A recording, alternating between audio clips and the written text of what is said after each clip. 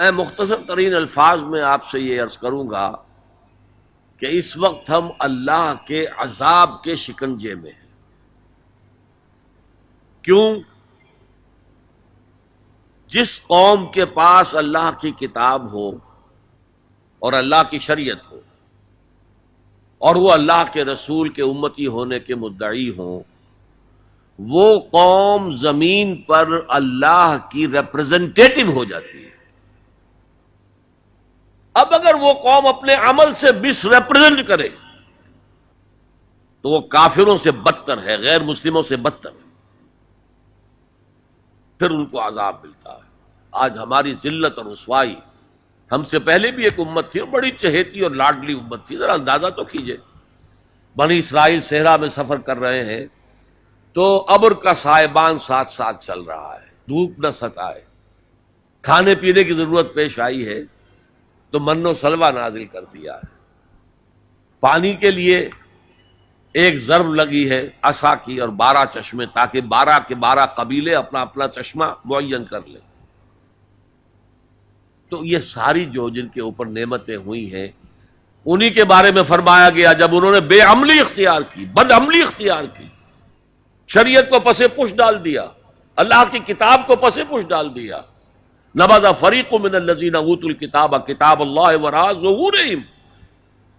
تو پھر اللہ نے فرمایا ضربت علیہم الذلۃ والمسکنۃ وباؤوا بغضب من اللہ، ان پر ذلت، کمزوری اور مسکنت، کم ہمتی مسلط کر دی گئی، اللہ کے عذاب کے اندر گر گئے۔ اسیرینز آئے، ان کا مقابلہ نہیں کر سکے، انہوں نے سلطنت اسرائیل کو تہو بالا کر کے ختم کر دیا۔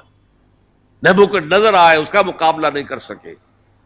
اس نے لاکھوں کو قتل کیا، لاکھوں کو وہ کیپٹیو بنا کر بیبیلونیا لے گیا،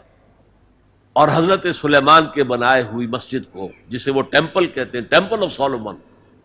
اسے گرا کر زمین کے برابر کر دیا، 2 اینٹیں سلامت نہ رہی، یروشلم میں ایک انسان نہ رہا، کوئی متنفس نہ رہا۔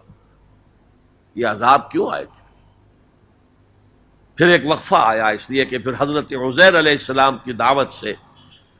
لوگوں میں عمومی ایک توبہ کی تحریک برپا ہو گئی، لوٹو اللہ کے دین کی طرف، لوٹو شریعت کی طرف، تو اللہ کی رحمت بھی پھر متوجہ ہو گئی،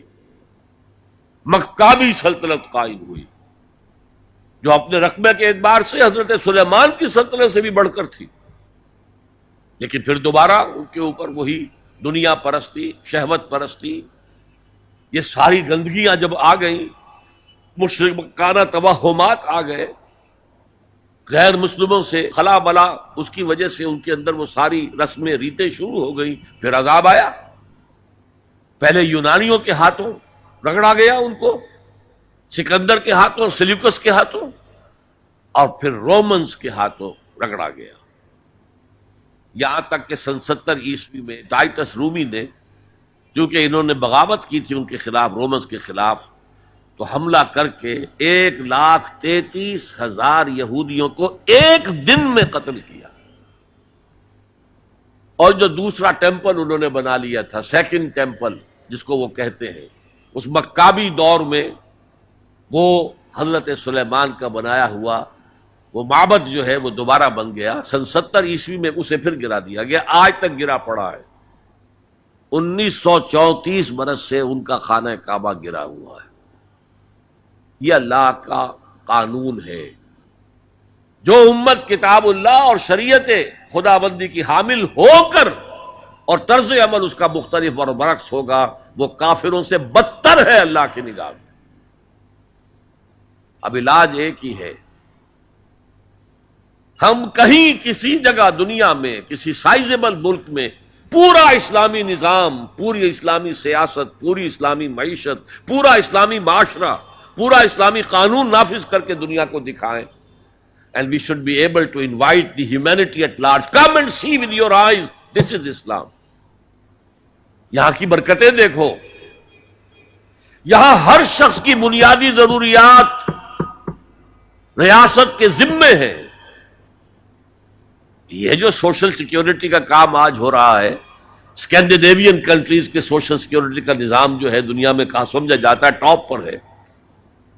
پھر انگلستان میں ہے ان امپلائمنٹ الاؤنس،